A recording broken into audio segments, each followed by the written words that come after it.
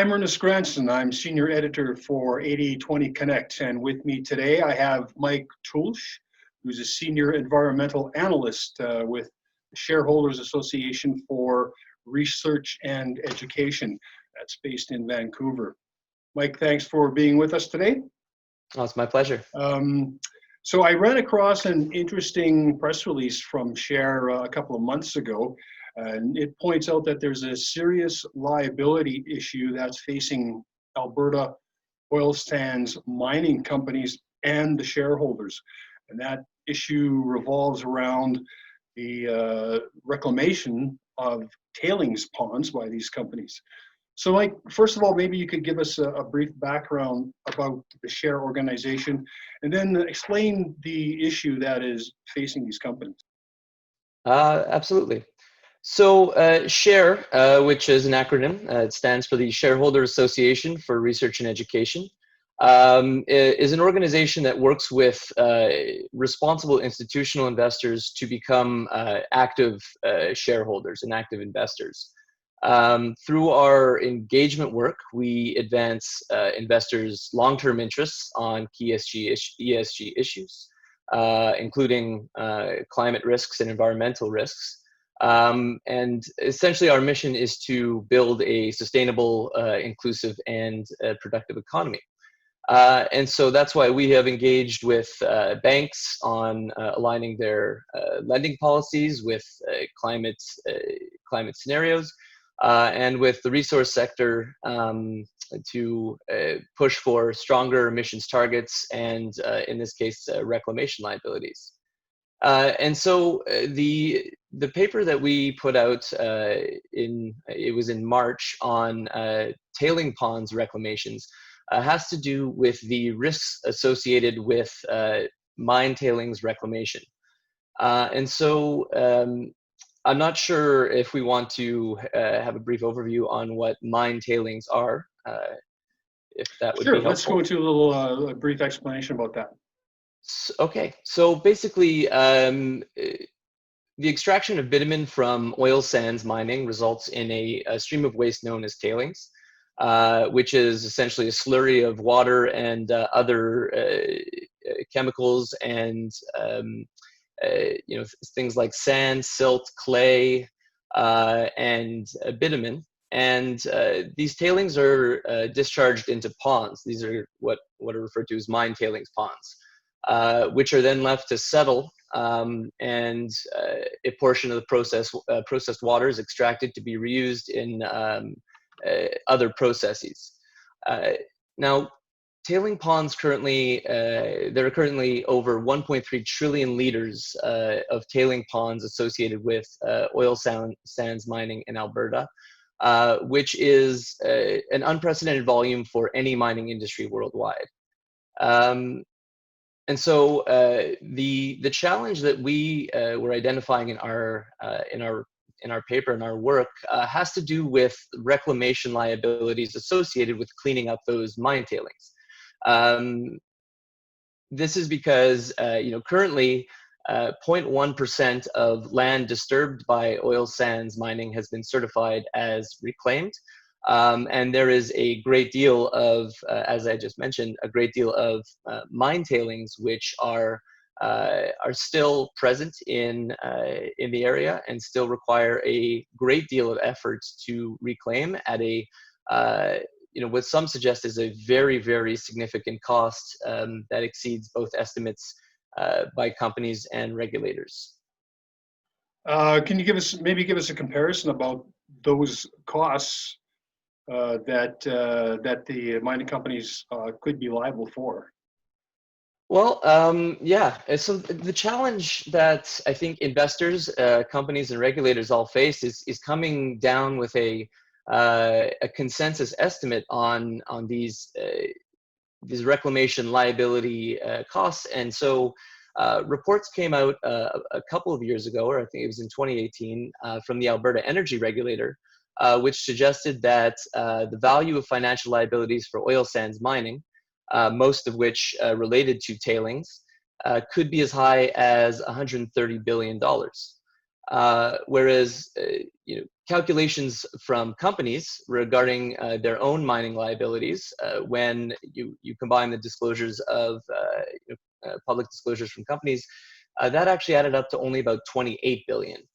So there seems to be a very significant discrepancy between how companies are estimating their liabilities related to these mine sand tailings cleanups and what the energy regulator has suggested it might cost. And in either case, that is a significant number and a significant cost that leaves many wondering where and who is going to ultimately be on the hook for these cleanup costs. Now, the investor brief does point out that 8 out of the 8 reclamation management plans have been approved by the Alberta Energy Regulator. So where would the liability issue come in if, in fact, those plans have been approved?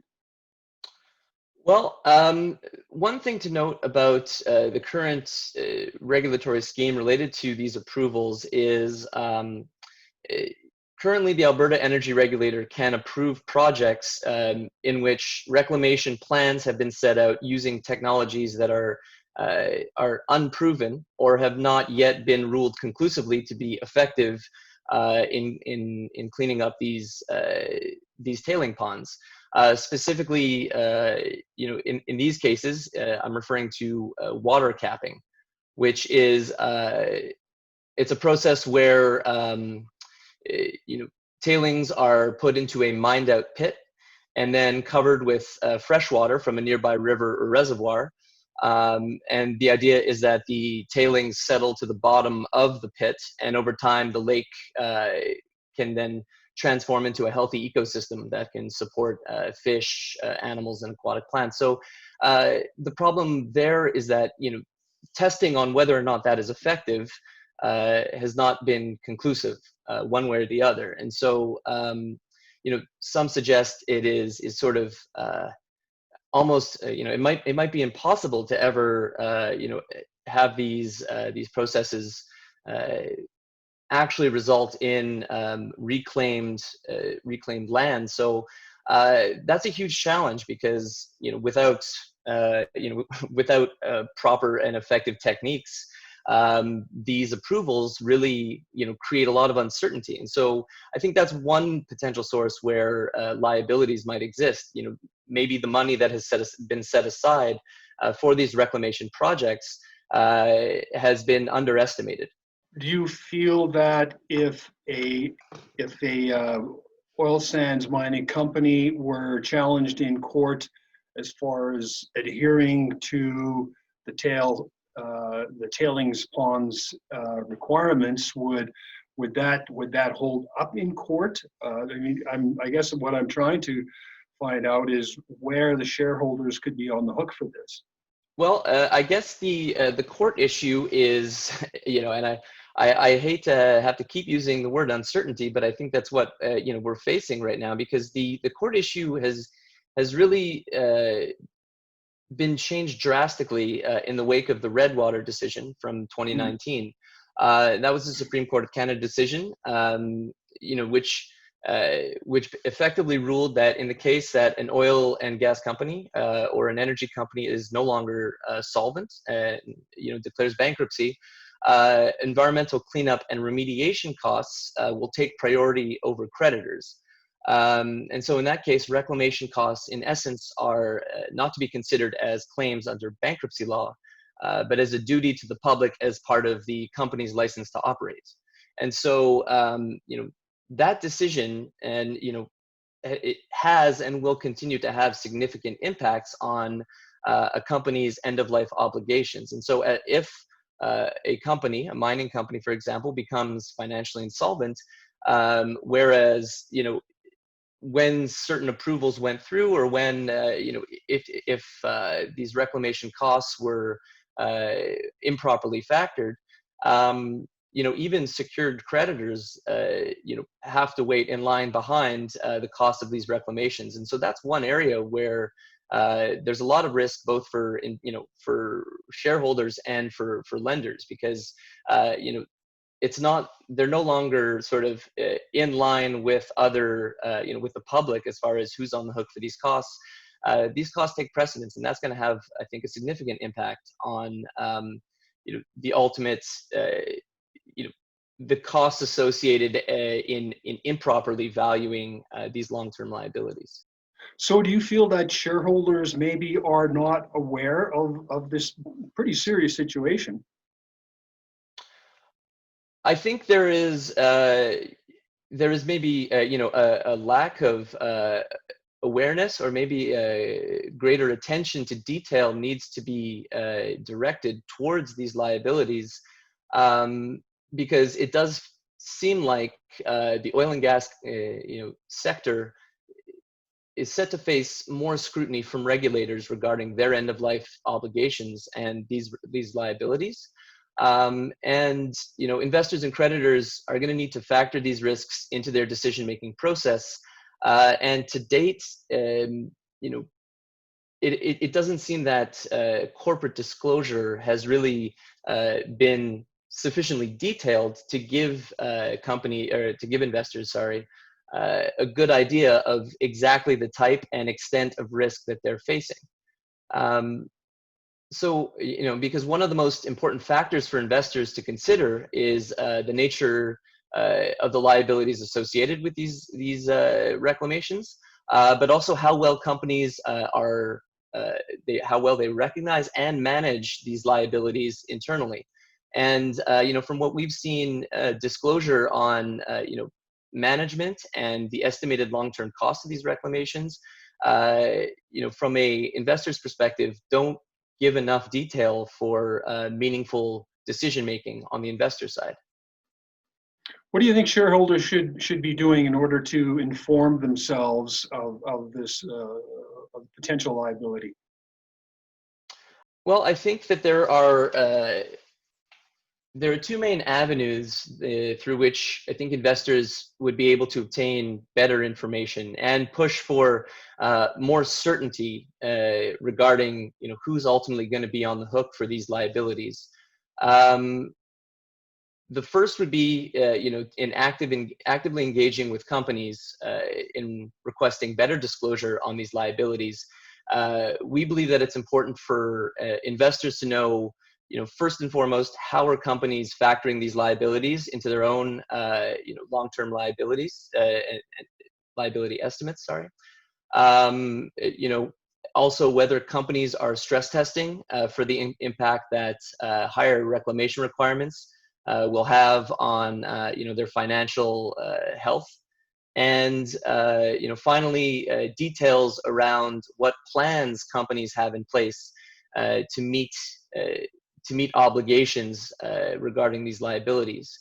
At the same time, we also believe that a more stable and effective policy regime would help both investors and companies to properly plan for the future, particularly in the wake of Redwater and the sort of uncharted territory everybody in this sector seems to be headed into. And so, greater certainty around expected treatment targets and timelines from regulators is something for investors to both seek out and actively push for, as well as more definitive guidelines on acceptable technologies for reclamation, and greater disclosure on whether or not these technologies are actually have been proven to be useful. And from a funding perspective, from a risk management perspective, it's also important for investors to, and for, I would say, regulators in this case, to look for ways to build up the mine finance security program, which is currently the way that the Alberta government manages, the public risk associated with these reclamations. So just as a side note, there's currently $1 billion in liability security from oil sands companies in the mine finance security program. And as the numbers that I mentioned before would suggest, that is a very insufficient amount to handle the potential costs of these liabilities, whether you're going with the AER or company estimates. And so, pushing for ways to alleviate the uncertainty about who is ultimately going to be left to assume the cost of this reclamation would be, in our view, crucial steps for investors to take to make sure that the risks are properly accounted for, and they're not left on the hook for costs that they didn't see coming. Well, it sounds like you're asking for action from those two major parties, the regulatory bodies as well as the mining companies themselves. So thanks for explaining that to us, Mike. Thanks for being with us. Now, if any listeners or viewers have questions or would like any further information about this, how could they get a hold of you? Well, they can get in touch with us either via our website at share.ca,